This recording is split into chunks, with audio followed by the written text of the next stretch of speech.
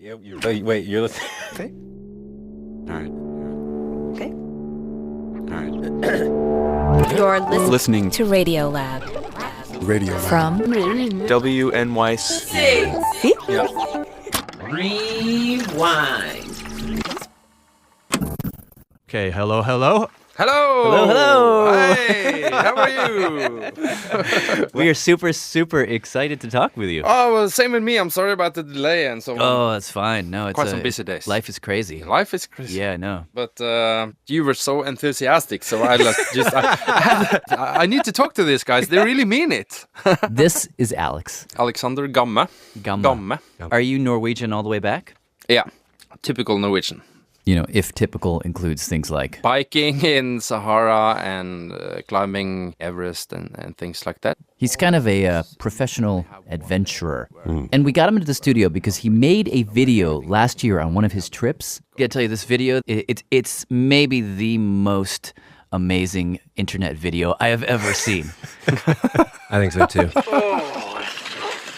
So let me just set the scene for you. Okay.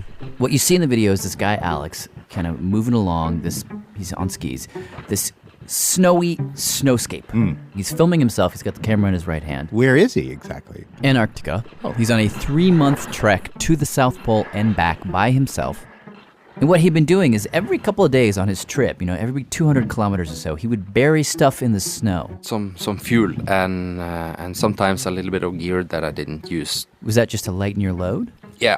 Because every ounce of unneeded weight has to go. Sure. So in this video, it's day 86. Almost 3 months since I left. That's 3 months of walking 10 hours a day. Then I lost almost 25 kilos. 55 pounds. He's exhausted.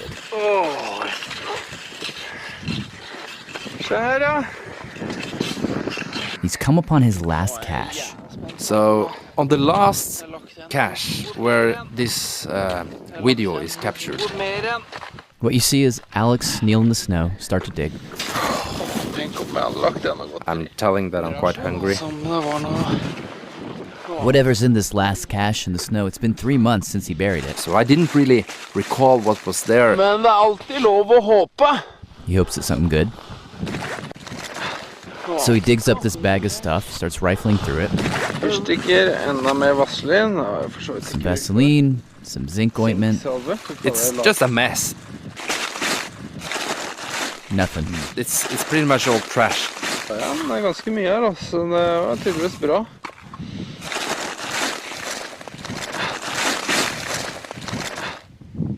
But then, Ja! Ja! Ja! What? What is it? he holds up Det er dobbel pose cheese doodles. a double pack of cheese doodles. Then he throws it up in the air. Ja! And then this is my favorite part. He just freezes. And he's staring off into the distance, almost like, did that happen? Er det virkelig? Is it real? So he starts to dig some more. And then Virkelig?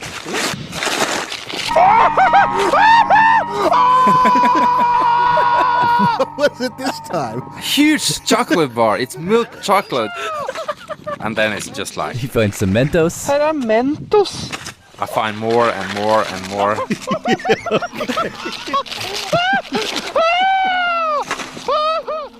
Have you ever been that happy in your life? Well, I've been thinking about that. When did you shout last time you were so happy? I think that's why we've been watching this video over and over again. Because none of us can remember.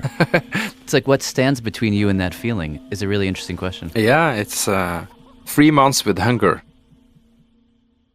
Actually, I think the reason I like this video so much is not just because he's happy. It's that he somehow stumbled into this moment of perfection It's just like a perfect situation. by being so tired and so hungry and finding such a stash of candy that he had forgotten that he left.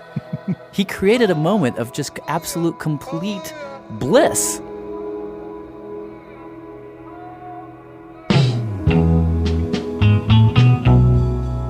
In this hour on Radiolab, we're going to be searching for moments like Alex had up in Antarctica. We're going to be searching for Bliss. Bliss of all different sorts. Perfect moments. perfect worlds, The kind of bliss that slips right through your fingers. and the kind of bliss that just might last And last. and last. All right, we're going to begin with a story that kind of inspired this show. We would have never done a show about the word bliss were it not for the following story, which is about a bliss. What do you mean a That'll bliss? make sense in just a second. Story comes from our producer, Tim Howard, and it begins with a box of tapes. All right, so check it out. This is. we're in my office, and you've got a rectangular package here. What is It is a very old-looking box. It doesn't look like much. It's just about like 15 cassettes. Tape number 6: Singing and Playing to Friends in America. Okay, so this is Charles, Charles Casey Bliss, an amazing character. and that's Richard. Richard Ewer. He's the fellow who gave me the cassettes. He was a friend of Charles. Yeah. So these were just like sitting in his attic or something? Garage, I think. He looked like, I suppose, a little gnome, a little leprechaun almost. To life, l'chaim. He was short, bald, and laughter the whole time. He was a lovable character, as simple as that. This is my favorite one. Wait a second. Just explain why we're talking about this guy. Sure. Because these tapes tell an amazing story about a guy who really embodied his name. And he tried to save the world, but ultimately just tried too hard. The turning point in my life came in 1908. We can start the story here. This is from a lecture that he gave decades later. So the story goes, it's 1908, and he's a little kid living in what's now the Ukraine. Okay. And his name is Karl Blitz. Not Charles Bliss? Not Charles Bliss, Karl Blitz, B-L-I-T-Z. That's his original name. And little Karl was fascinated by tales of discovery and adventure. My name is Erica Okrent. Erica wrote about Charles Bliss in this great book called In the Land of Invented Languages. Getting back to the story, one day she says when Karl was 11, A lecture came through town about some Austrian polar expedition. two explorers Showing slides. talking about their trek across the North Pole, and he was so inspired by what he saw and heard at that lecture that even decades later he couldn't talk about it. And my father took me to this, excuse me, Without getting choked up. my emotion are overtaking me. My father took me to this lecture. And there I saw men who left their warm homes, their secure existence, and went out into the Arctic, into the ice and snow, in almost certain death. For what? For what? For in search of knowledge, for an idea. As he tells it on those tapes, that was the beginning of his big idea that was going to change the world. Fast forward a few years. When I came to Vienna after the First World War, He did end up going to the Technical University of Vienna. I was suddenly discovered to be the best mandolin player in Austria, and one time I played with a full opera orchestra under the direction of the composer Franz Schrecker. Ah, those were the days. And then everything changed. In 1938, German troops swarm across the Austrian border on the historic... the Nazis came to town. The Nazis came to town. He was sent to Dachau and then Buchenwald. You know, the concentration camps. One feeling, one wish, one desire to end my life. All around him, people were being worked to death or outright exterminated. But his wife, Claire, was a German Catholic with connections. And Claire, my good wife, smuggled my mandolin and my guitar into the concentration camp. I became so famous among the Nazis that, for instance, our Blockführer would come into our barrack and say, Blitz, spiel was auf der Mandoline, aber zweistimmig. And you could say that it was here in Buchenwald that Karl started to develop his ideas about language, about the ways that you can manipulate words. For instance, there was this one song that all the prisoners sang. The Buchenwaldlied, one of the saddest songs I can ever make. Had the saddest lyrics in the world. At a certain point, Carl started to play around with the song. You know, he'd swap out some of the sad lyrics for some jokes, sing it for his fellow prisoners. And they laughed and laughed and laughed and forgot for a few minutes that they are in the darkest and the most terrible holes on earth. And on the flip side, every evening, the guards would march all the prisoners outside, force them to stand there in the cold in front of these loudspeakers, make them listen to these speeches. Speeches of Hitler and Goebbels screaming Nazi slogans. Like, Deutschland über alles! Which means Germany above all. There are certain words which make you mad, which drives you mad. But after about a year, his wife somehow wrangled a British visa for him, and he gets out. Thank heavens, those dreadful times are gone, and now I can play here for you an improvisation as it comes into my mind. In 1939, he went to Britain and got a job as a manager of a factory. But he arrived in England just as the Blitz begins. The Germans start to bomb every major city in England. The noise that you hear at the moment is the sound of the air raid siren. And every time he'd introduce himself to somebody new, they'd shudder. That can't be your name. Yeah. Because of like Blitzkrieg, it had that association? Yes. You can't go around here in Great Britain with a name like Blitz. And so I changed from the warlike Blitz to the peaceful Bliss. That was how he became Charles Bliss. Bliss has all the right associations, so he went forward with the feeling of that he was now Bliss and would bring happiness to the world. And a year later, he and his wife end up in China, in Shanghai, where there was a big population of exiled Jews. Shanghai was the only place that would take them at that time. And there in China, I got the opportunity of my lifetime. And now we come to his big idea. I realized what I did not know, that the Chinese have a different way of writing. He became enraptured by the Chinese writing that he saw. The Chinese use symbols, and each symbol is a word. And he writes about having this epiphany when he saw the Chinese symbol for man. He saw that the Chinese written form of man sort of looks like a man. It looks like a stick-figure man, and it means man. He doesn't even know what the Chinese word for man is. He doesn't know how to say man, but that doesn't matter. He is skipping the word and going directly into the meaning. So here was a way of getting beyond language. You could think the word in any language if you see it in the symbol. And that was a revelation. Why? Well, I mean, think back to the concentration camps when they were outside in front of those loudspeakers listening to Hitler's saying stuff like Deutschland über alles, you know, Germany above all. That phrase, Charles knew that it actually predated the Nazis. That was coined 100 years earlier, in 1848. And originally it was meant as a rallying cry to bring together all of these separate principalities. The kingdom of Bavaria, the kingdom of Saxonia, the kingdom that spoke German, but these were not one country. So when they said Deutschland über alles, it meant unification. Unified Germany. The nation above the states. Oh, so it wasn't necessarily an aggressive thing. No. But Hitler turned this around. Hitler changed the meaning. Instead of the nation above all states, he changed it to the nation Everything about all the countries of the world. above all other nations. Oh. So you see what happened. This phrase that started meaning one thing, unification. Yeah, became the opposite. Yeah. This is what the Nazis did. False words. Lies. They would bend words to obscure the truth of what they were doing. Extermination, they'd call it solution. By doing that, as he saw it, they were able to convince good, sane people, his neighbors, to go along with the genocide.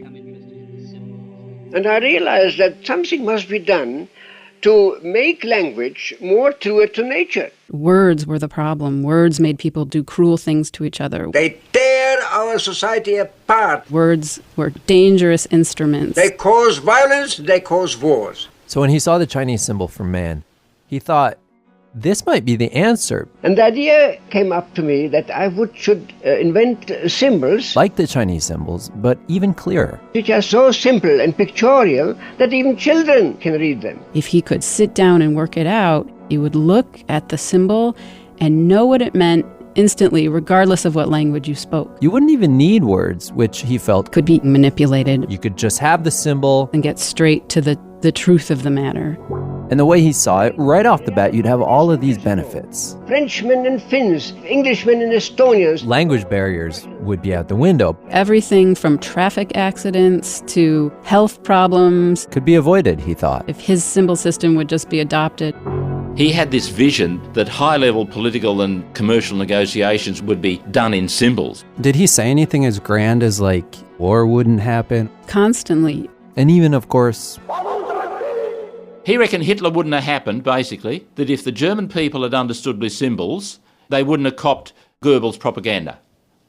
Now, that's a pretty tall order, but it did seem to be what he thought. Everything could be cured by this system. He's the biggest dreamer ever. Yeah.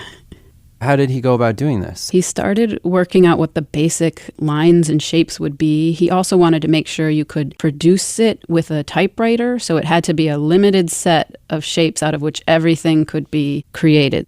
Okay, so he works on it for 7 years. 7 years? And he comes up with that. Wow, that is a big one. This massive book called Bliss Symbolics. Semantology. Illogical writing for an illogical world. That says it all. Where he explains the logic of his system. For example, here's a symbol for sword, which looks exactly like a sword. And then the sword plus a forward arrow means attack. I buy it. And then if you see a symbol for sword and another symbol for sword and they're crossed, that means war. So that's the idea, that you take these basic elemental symbols and combine them? Exactly. All right, here's another one. This symbol here is like the top half of a circle. Like a little rainbow, but just one line. That means mind. Mind. It looks like the top of a skull. Ah. Now, if I were to take that symbol for mind and I were to go like this, I were to put inside it a question mark, that means I don't know, or I'm doubt.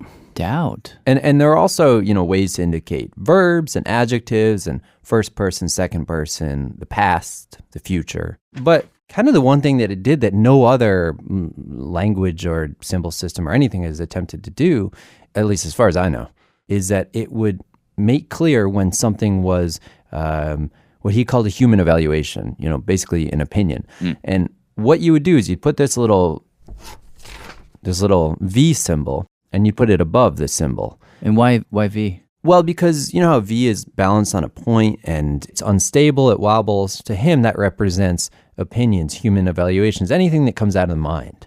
Or take metaphors. If you say something which is a Metaphor, as he says. You must put up the metaphor sign. To alert the reader, do not take this literally. Stop! Metaphor ahead.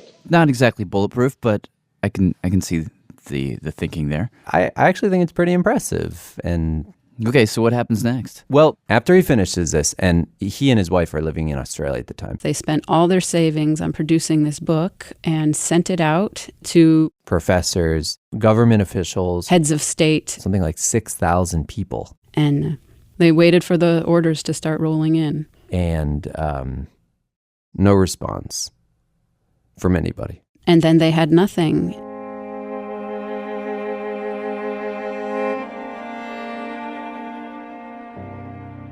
Can't say I didn't see that coming. Yeah. And with great disappointment, Charles went to work as a welder in a factory. At General Motors Holdens, he was working on the production line almost as a robot. And a year later, his wife died. He had fought in World War I. He had been in a concentration camp. He had lived in exile. But he says this was the lowest point of his life. Until one day, 1971. This, as he said, this letter floated onto his desk. A letter that would change everything. When Radiolab continues. Hi, I'm Jason Fermenter calling from Brooklyn, New York. I just wanted to tell you that Radiolab is coming to life at the Podcast Experience. It's a brand new kind of immersive exhibition by the producers of On Air Fest. Travel across the history of the universe with Radiolab. Hosts Lulu Miller and Latif Nasser will be your guides as you lie down, look up at the stars, and watch the journey through time unfold all around you. from the Big Bang to the farthest imaginable edges of the future. The experience will also include rooms designed by the creators behind other hit podcasts, including My Favorite Murder, On Being, The Heart, and Object of Sound. It's happening on February 23rd to 26th at Wythe Hotel in Brooklyn. Check it out now at experiencepodcasts.com.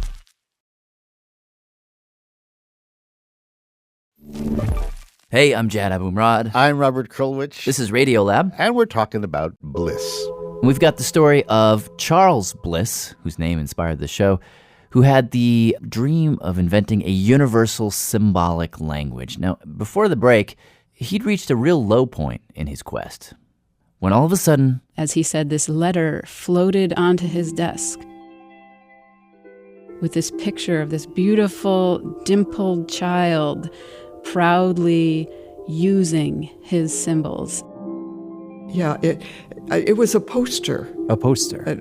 A poster. This is Shirley. Shirley McNaughton. And at the time, she was a nurse at a place called the OCCC. The Ontario Crippled Children's Centre, a name that we were very happy to leave behind us. They've since changed the name. I started there in 1968. And Shirley was part of this group of teachers and nurses who worked with these kids who suffered from cerebral palsy. If you have cerebral palsy, it's the motor control from the brain that's been affected. Which meant that they had trouble moving their arms or legs, and even in some cases, they couldn't speak. They couldn't form words. And in a film that was made of this class, you see these young kids. Children from 5 to 7. All sitting in wheelchairs, and they're watching the teacher. She talks to them, and you hear them try to talk to her, but they can't. These kids had no way to communicate. Couldn't they learn how to read? They could if you knew what they were understanding, and they have no way to communicate that to you. The only thing all these kids had were pictures that they could point at. They had a picture of a toilet, a picture of food, a picture of a drink, a picture of a bed. They were limited to that kind of communication. But I knew they were bright.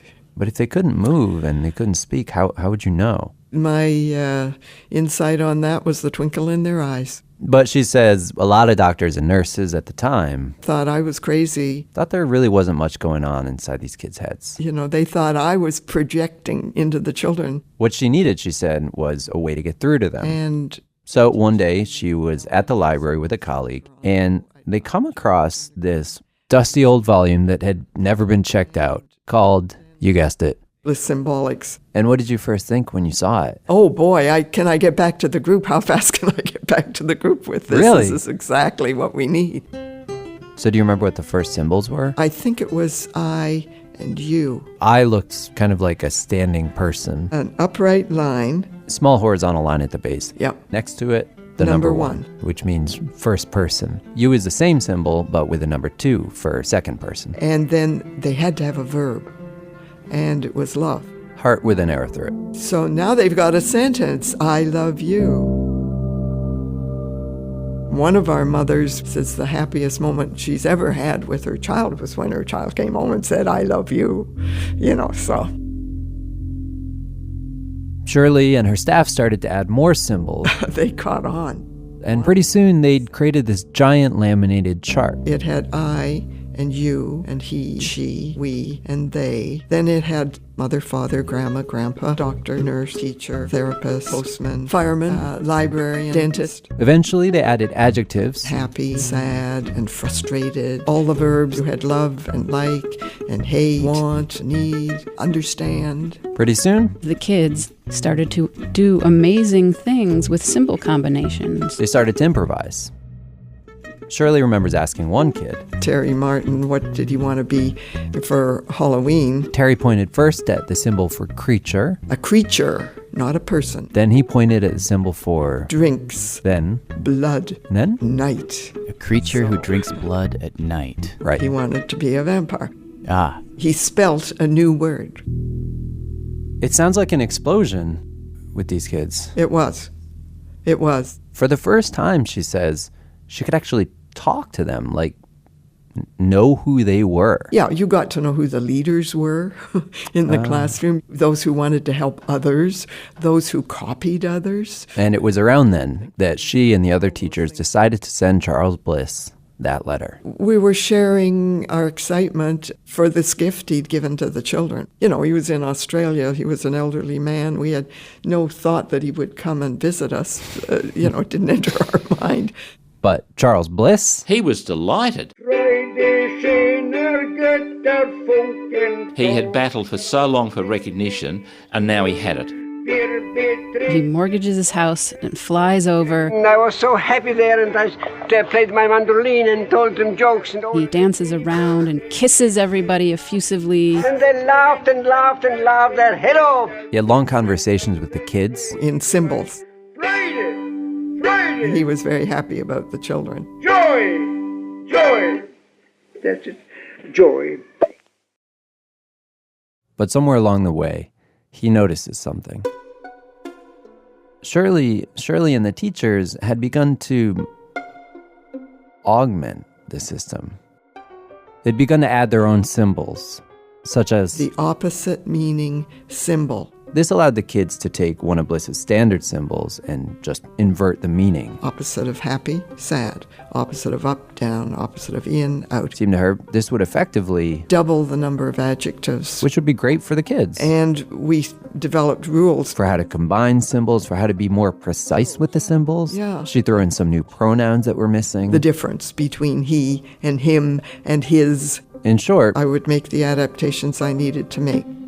From the very beginning, we were using it to meet the children's needs. Their specific needs. And of course, that is not what he had in his mind. He wanted a system that was universal. Every change that she made created like a separate dialect. He would get very emotional about it. So when he got back to Australia, he started writing all these letters. Basically taking issue with her changes and her failure to understand how his system works. Meanwhile, thanks to Shirley, word about Bliss's symbols had spread way beyond Canada to Hungary, France, Sweden, Israel, Zimbabwe. Zimbabwe? Yeah. And then Argentina, Brazil, Finland, Iceland, Italy, Bermuda, Guam, Japan, Portugal, Spain, Netherlands, Hungary, Switzerland, Venezuela, Madagascar, Yugoslavia. It spread to all these places? Yeah. And in each place, the symbols would inevitably get tweaked to suit that country. For example, in Israel, because the writing goes from right to left, the Bliss symbols went from right to left. But what really pained him the most, what really got him, was that these teachers were using his symbols as a step toward English. Or French or German or Hebrew or whatever. It was just a way to get the kids to their native languages. The teachers always saw it. The way they saw it, you start the kids on Bliss. And then you introduce reading and letters, and eventually they're fully literate. At which point, you don't need the Bliss symbols. This was the ultimate insult to him. They were using his system to bring these kids back to the very thing that he was trying to get everyone away from. Evil words. Yeah. If I try to explain it to them, they don't want to listen to me. They look through me. What shall I do? I don't know. And it's right about this point in the story that you start to hear a different Charles Bliss. That Shirley MacNaughton has perverted my work, has perverted and perverted and perverted. Is he saying perverted? Yeah. She smiles, she beguiles, and she lies. He kept sending Shirley and the other teachers letters, and the letters got angrier and angrier. This was not what the language was for. This was a universal language that had nothing to do with spoken language. You are ruining my system. You are abusing it. And eventually, he decided to take matters into his own hands, and he traveled back to Canada. And he started going to the various centers where the kids were using his symbols and saying horrible things about me and getting them very upset. That's when I got upset. I got upset when he got them upset. Not long after, Shirley receives a summons. I have taken to court the OCCC and the BCI. Wait, he sued them? Yeah. I added 2 more defendants. Mrs. Shirley MacNaughton. On the tapes, he even suggests that he's going to have Shirley put away. For a whole life. For life. Wow. Why was he so upset with her in particular? Well, because by this time, she'd started The international organization, BCI. Bliss Symbol Communications International. And she felt like this was a totally unique and powerful tool which could and should transform lives around the world, and more teachers needed to adopt it. Definitely. What was he asking for? He wanted us to use the symbols in his way. So in 1975, the BCI won a license agreement to use the symbols in the workbooks for the kids. But Charles Bliss They should all be pulped. didn't give up. They should all be pulped. He published endless tirades and sent them out to anybody who would listen. Please unite in helping to eradicate all falsifications of the Bliss symbol system. All in all, this went on for over a decade. And the administration of the program where Shirley was working was desperate to make him go away. He had basically destroyed the program. And so, in 1982, he and the BCI finally come to an agreement. It was a financial settlement that satisfied him. What was the financial settlement? $160,000. Wow. You know, we were a little program in the basement of the Ontario Crippled Children's Centre. We were, just a classroom. Wow. So a guy who wanted to save the world ends up robbing a bunch of disabled kids? I mean, that's kind of putting it crudely, but that's how it feels. Basically, that's the... Yeah. And did the symbols ever go anywhere? Well, there was a lot of excitement about it in the beginning, but it never spread very far. It's used now at a few schools in Canada and Sweden, a couple other places, but it never went very far because he was constantly taking it down at every turn. But here's what I find most surprising. When I talked to Shirley, she didn't have any bitterness toward him. Not even in the worst moments. When we were having the final legal action, we'd go through that in the morning, and as the lawyers were packing up their papers, Charles Bliss would reach across the table and he'd say, "Shirley, will you help me?" And so she'd go to lunch with him, sit with him. And then he asked me if I would come to his hotel that night and put the eardrops in his ears, and I did that every night. He was involved with this thing. That's just the way it was. And it wasn't just that she takes care of people for a living. She felt and still feels that Charles Bliss had created something really new in the world. She even told me that when she uses Bliss symbols, she actually thinks differently. Yes, definitely. Really? Definitely. What's different? Oh, I just think so much more about what a word means. And it's like poetry in its purest form. I've been playing with stained glass down here in my retirement, and you can just take the symbols and put them into one composite, and they say things that only art can say. It's beautiful. They transmit a meaning that is beyond any words.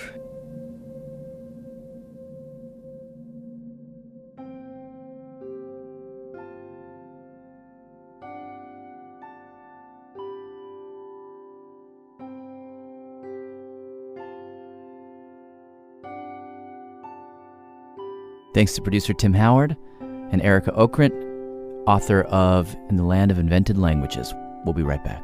Bliss is having friends and family you can rely on.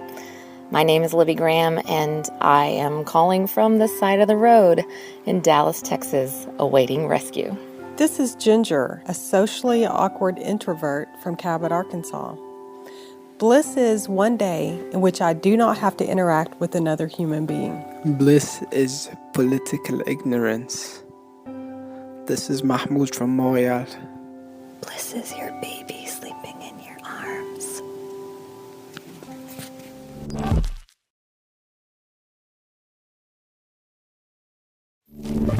Wait, don't. Shh.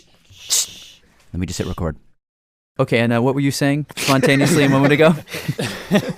Hey, I'm Jad Abumrad. I'm Robert Krulwich. This is Radiolab, and today, Bliss. And in our last segment, we met a guy who dreamt of a perfect world where words could never muck things up. Got a little carried away. Yeah, so let's forget about dreams. Forget about them. Now we're going to look for perfection right here in the physical world. Okay, so this story, And we're going to do it with the perfect person, Latif Nasser. it begins with a birthday present.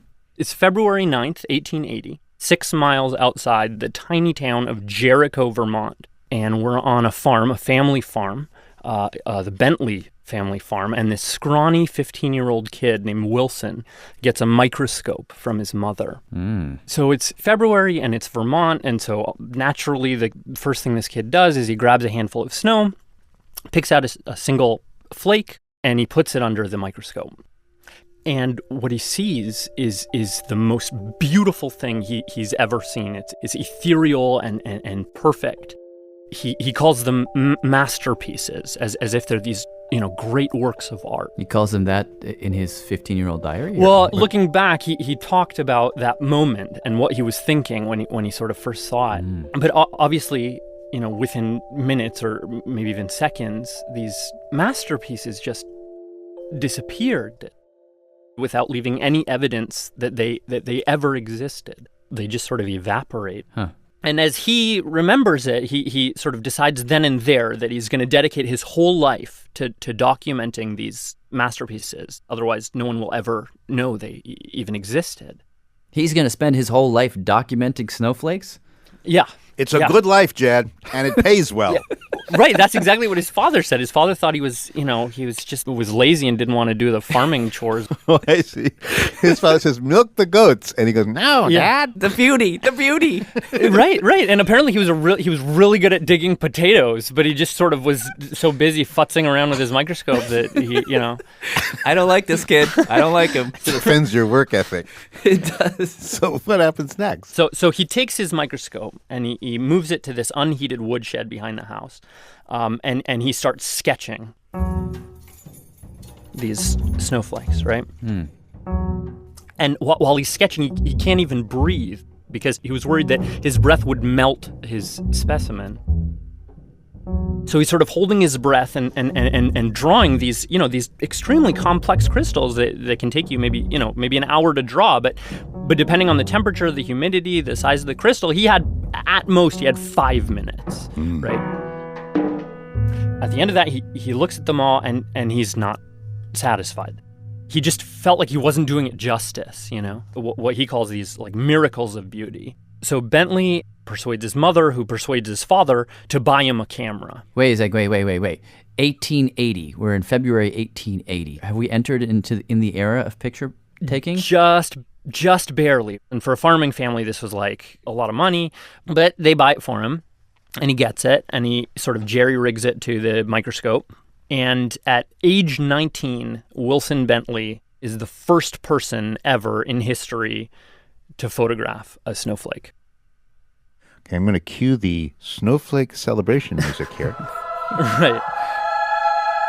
From then on, basically for the next 46 winters until he died, every snowfall, every blizzard, this guy Bentley would stand in the doorway of his little shack, holding out a wooden tray with thick mittens, because he would wear these, they're almost like oven mitts, to make sure that none of his body heat would kind of leak out and inadvertently melt any of the snow.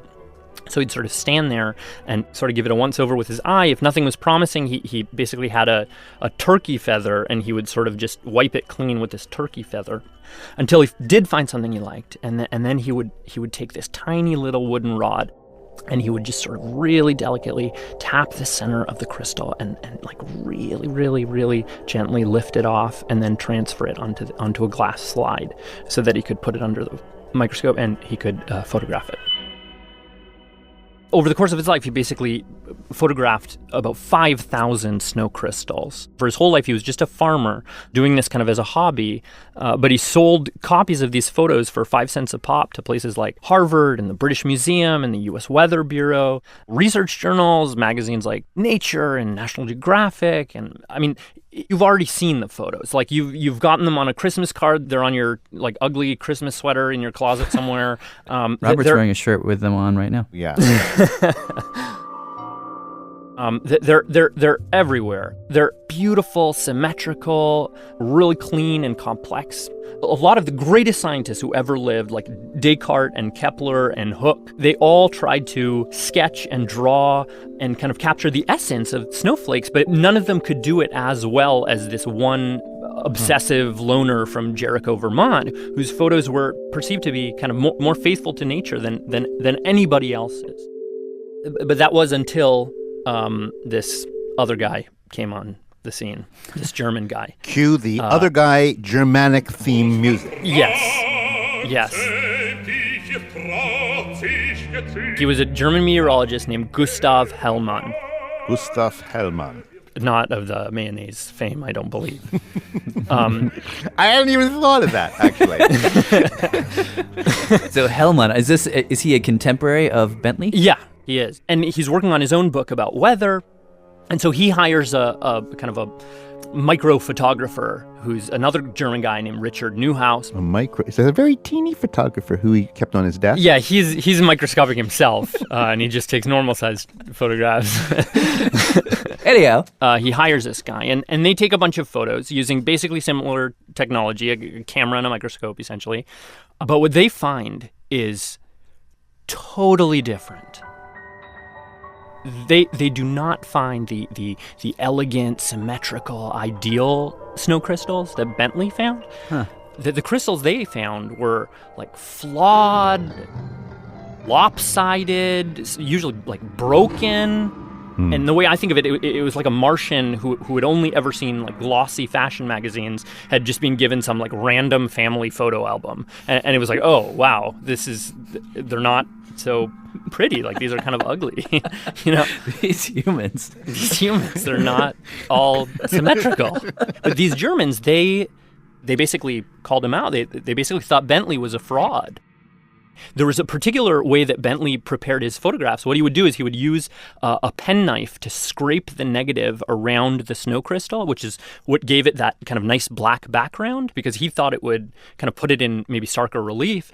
And the German guys said it's misleading, that it kind of mutilates the snowflakes. Huh. Wait, so he's photographing these snowflakes and then significantly messing with the photograph? Exactly right. So here's a quote from the photographer who said, quote, in many images, Bentley did not limit himself to improving the outlines. He let his knife play deep inside the heart of the crystals so that fully arbitrary figures emerged. Oh, so he's... Well, I don't know. That doesn't seem so... That's no longer a candid, is it? Well, that's the question. So they basically lob this, and this is kind of going in these journals. But Bentley basically launches a counterattack. And what he says is that, in fact, those guys are wrong, that not correcting your photographs was, and he used this word like perverse. To him, why wouldn't you remove specks of dust or other imperfections? Why photograph a broken snowflake when you could photograph a complete one? So this is a quote from Bentley. He said, "A true scientist wishes above all to have his photographs as true to nature as possible. And if retouching will help in this respect, then it is fully justified." So he thought his retouched snowflakes were truer than the normal ones? Yeah, exactly. The scientist is supposed to be kind of this very experienced, almost like a sage, who has seen every different variation on a snowflake, but can sort of bring that all together in one drawing, one sketch, one photograph, and that's the true snowflake. So if I brought him a slightly gloppy snowflake and said, look, this is what fell on my nose, and this is a true snowflake because it actually fell from the sky and it's, it was unenhanced. Yeah. He would say that. He would say, Robert, you're an amateur. Like, this is this is not good work. This is an aberration. This is an abnormality. Why would you choose to kind of highlight an abnormality as opposed to kind of this true ideal snowflake? And does that one exist? I mean, that's the key question for me. Like, does the ideal snowflake exist in nature? You think there are such things as exquisitely beautiful? I would like to think that there are. No, so I think if my facts are right, the world snowflake expert is actually in Pasadena, California. All right. Check. In sunny Southern California? Yeah. I'm wearing a T-shirt. I have sunscreen lathered, and I am going to talk to the World Authority on Snow. How are you? His name is Ken Liebrecht. He's a professor of physics at Caltech. He is, in a way, he's like the modern-day Wilson Bentley because he takes a ton of snowflake pictures. I've taken about 10,000 now. So and he actually makes snowflakes. Oh, yeah. Artificially. Okay, wow. So this is a giant tank. This is of nitrogen here? Never mind that. Okay. Yeah, and to get to your question about the ideal snowflake, a few things. So number one, there are a bajillion different kinds. Dendritic, crystal stellar dendrites, needles and columns and hollow columns and sectored plates. So that's one thing. The second thing is that snowflakes are never static. They're never one thing. So at every single moment as it falls to the earth, it's either growing or shrinking, depending on the kind of trajectory through the different pockets of weather as it's moving down. So there is no real platonic ideal form of a snowflake because it's so in flux. I mean, there's no such thing as a perfect snowflake. But that doesn't stop Ken Liebrecht from looking. You know, I tried up in Tahoe and Japan, Vermont, Michigan. He travels all over the world looking for Bentley's perfect flakes. Alaska. I've been to Alaska, Sweden. But my favorite spot is Northern Ontario. A little town called Cochrane. Population 5,487. So where do you go in Cochrane? Do you just anywhere? They're just falling all over the place? Mostly it's the parking lot of my hotel. He says there's a lot of waiting involved. It only really snows, well, about once a week. And even then, things have to be Goldilocks perfect. If the clouds are too high, then they evaporate a little on the way down. They don't look very pretty. Or if the clouds are too light or too heavy. That's bad too. And a lot of times the temperature's wrong. If you want those Christmas card supermodel snowflakes, you need to have exactly... Minus 15, that's 5 degrees Fahrenheit. You need to have high humidity, not so much wind, so that they'll putter down slowly and have more time to grow. But every once in a while, I mean, when the conditions are right, you go outside all, hopeful and anticipating, and it's like, oh, crap. There's nothing garbage out here. So you go back inside and read some more email, and you come back a half an hour later. Nope, still lousy. And a half hour later, nope, still lousy. And you do this for hours, and then all of a sudden they'll get really good. And then I'm just out there frantically trying to collect as many as I can.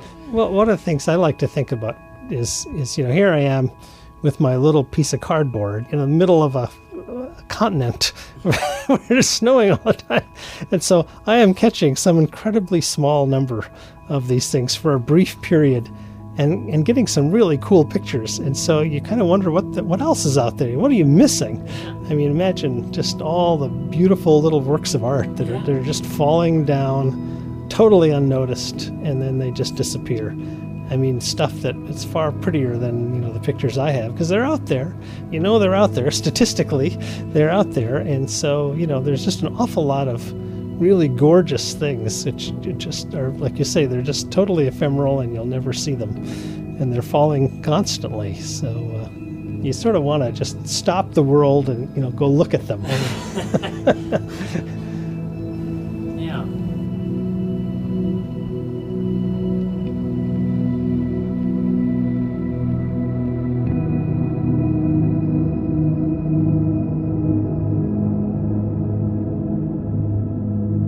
Thanks to Latif Nasser and to Ken Liebrecht, who wrote the book The Secret Life of a Snowflake.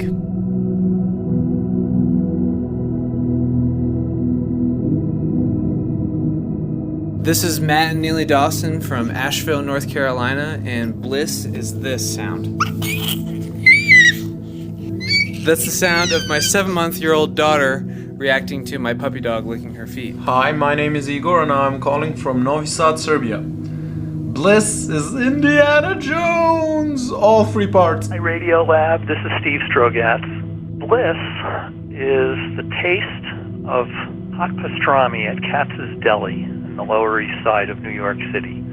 We live 4 or 5 hours away from New York and don't get there very often. And so I spend a lot of time in between visits thinking about that first taste of the hot pastrami. So for me, that's bliss. I get to think about some kind of almost unattainable perfection. Except then it is attainable. I just show up and there it is. This is Mary Roach and I'm in Oakland, California, and I have a list of bliss, my bliss list. Number 1, laughing uncontrollably. Number 2, zero gravity. Number 4, the first 10 seconds in a hot, hot bath. Number 9, a raw oyster, very fresh, but no larger than an infant's ear.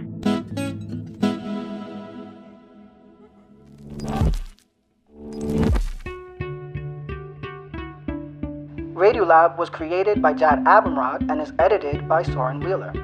Lulu Miller and Latif Nasser are our co-hosts. Dylan Keefe is our director of sound design. Our staff includes Simon Adler, Jeremy Bloom, Becca Bressler, Rachel Cusick, Akedi Foster Keys, W. Harry Fortuna, David Gable, Maria Paz Gutierrez, Sindhu Nyanasambandan, Matt Cutie, Annie McEwen, Alex Neeson, Sarah Kari, Anna Rasquet Paz, Sarah Sandbach, Ariane Wack, Pat Walters, and Molly Webster, with help from Andrew Vinales. Our fact checkers are Diane Kelly, Emily Krieger, and Natalie Middleton.